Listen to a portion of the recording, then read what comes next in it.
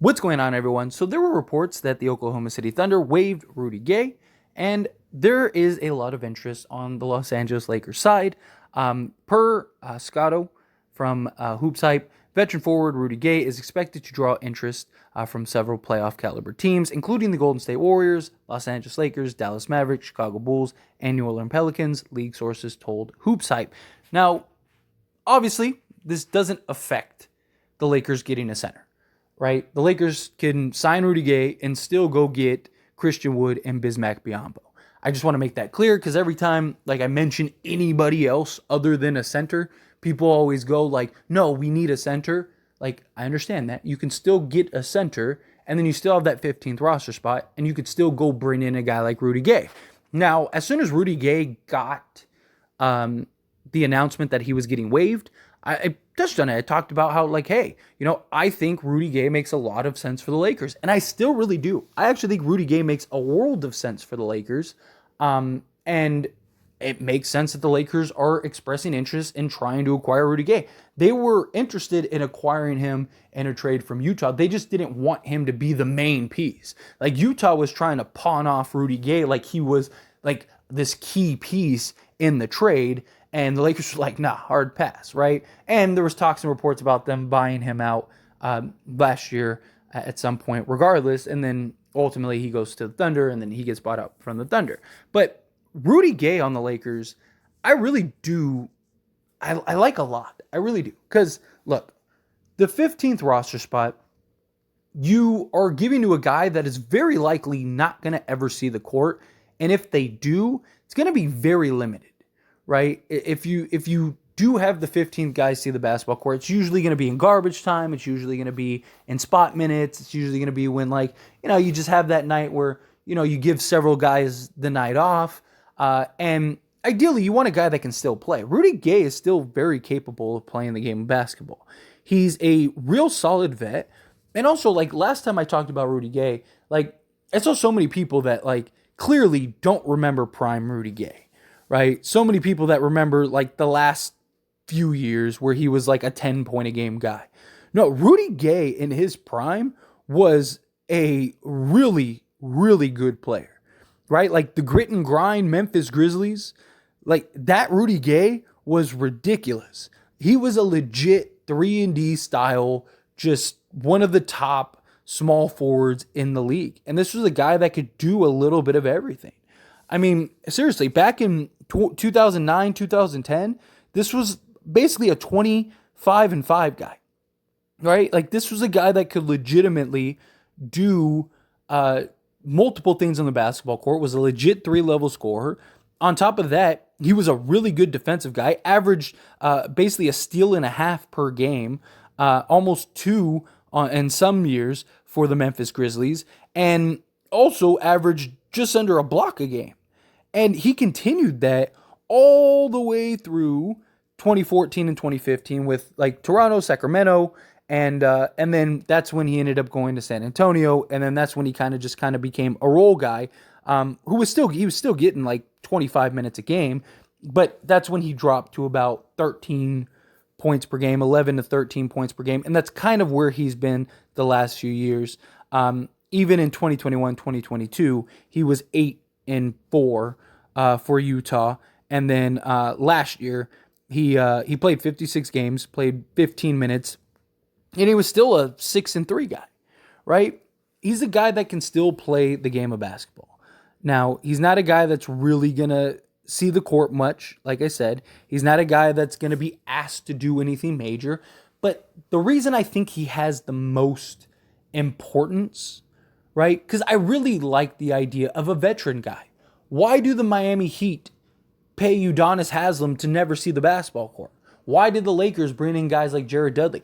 Why do teams bring in vet guys? Period. Because they're guys that are extensions of the coach. They are guys that set the example, that are locker room guys that understand the ins and outs, that can be helpful for the young, just core and player pieces over the course of a season. And Rudy Gay fits that perfectly with this Lakers roster.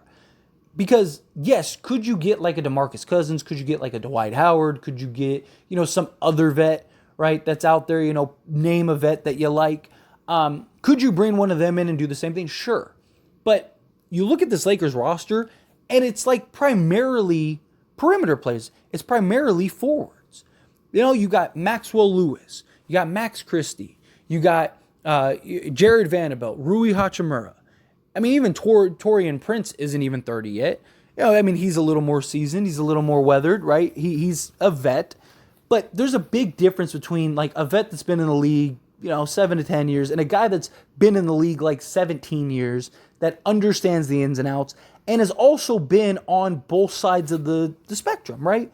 He's a guy that was a huge piece to a real contending team and a team that was in the Western Conference Finals and many believed had a real chance to win an NBA championship and was going up against Lob City Clippers and, the Golden State Warriors. And just, he was a guy. He was a very important piece and one of the better two-way wings in the league. And then, he eventually ended up molding and becoming that role guy who, yes, he still had games where he started. He had games where he came off the bench. He had games where he had to adjust and he had to make those changes and he had to kind of become a better version of himself and go through the like, okay, I'm not that guy anymore and all of that. And the reason that that's important and valuable is because we have these young guys that are hoping to follow a similar trajectory. And yes, we have LeBron James on the roster. He's the vet of vets. But it's a lot easier to relate to a guy that is actually achievable to obtain than a guy that you'll probably never, most likely, ever even come close to. LeBron James is a freak anomaly, right? Like, we've never seen a LeBron James. LeBron James is arguably, if not, the greatest basketball player to ever play the game. Rui Hachimura, Jared Vanderbilt, Taurean Prince, Maxwell Lewis, Max Christie, all these guys will probably never even come close to achieving anything similar to the heights that LeBron James achieved. But what they can do is they can achieve the level of Rudy Gay. They can achieve a key, one of the top 10, 15 just perimeter guys in the league. Like, that is something that is actually achievable. That is something that can be relatable. Like Rui Hachimura can be a even better version of Rudy Gay. And who better to mentor on that?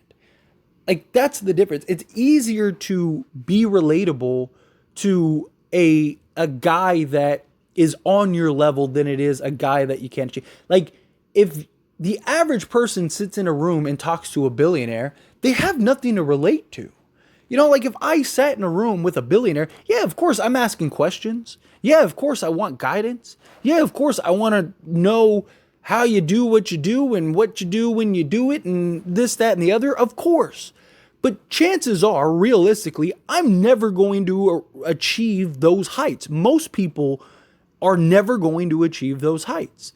And most people are never going to be relatable to that.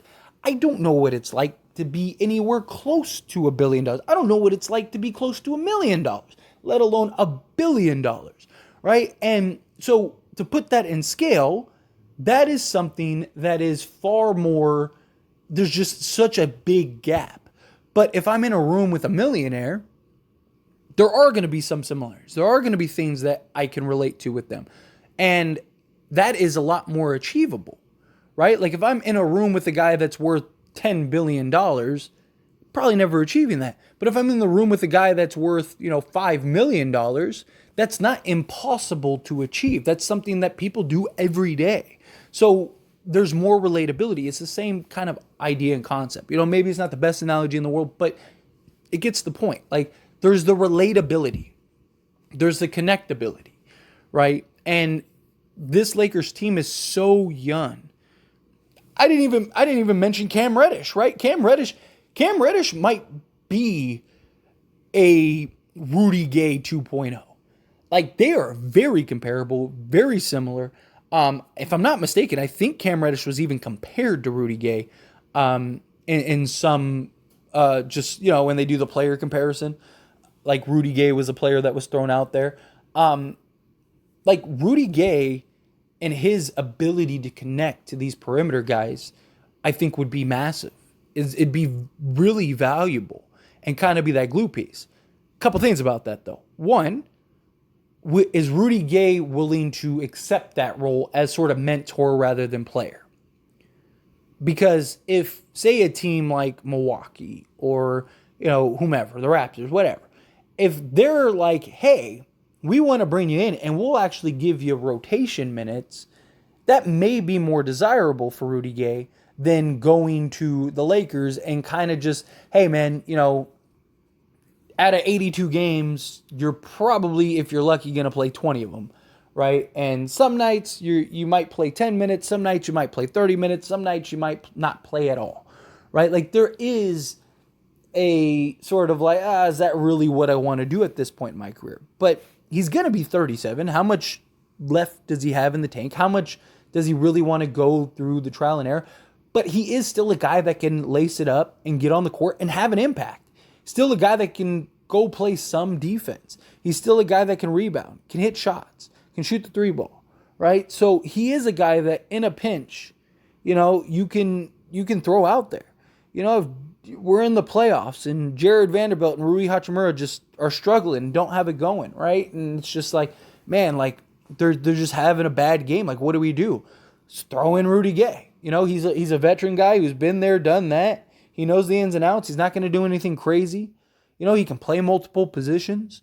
So let's throw that out there, right? Like, and he's somebody that can step right up and achieve and accomplish that role. Again, we need a center. This has no impact on the center. But if you can get Rudy Gay, I do. I like the idea of bringing in a Rudy Gay to kind of round out the roster, be that extension of the coach, be that vet presence, be the guy that sets the example, and be a guy that can easily be connectable to the players and the core guys that we have on this roster. I think it's a win-win, and I think it makes a lot of sense for the Lakers to want that and be looking for that. Question is that something that Rudy Gay is willing to accept? Time will tell. We'll see how it goes. But anyway, as always, this is a discussion, so I pass the question on to you. Let me know your thoughts and opinions down in the comments below. What do you think? Like the idea of Rudy Gay? Do you agree with my points? Do you not? However you feel, whatever your thoughts are, love to hear it. Let me know.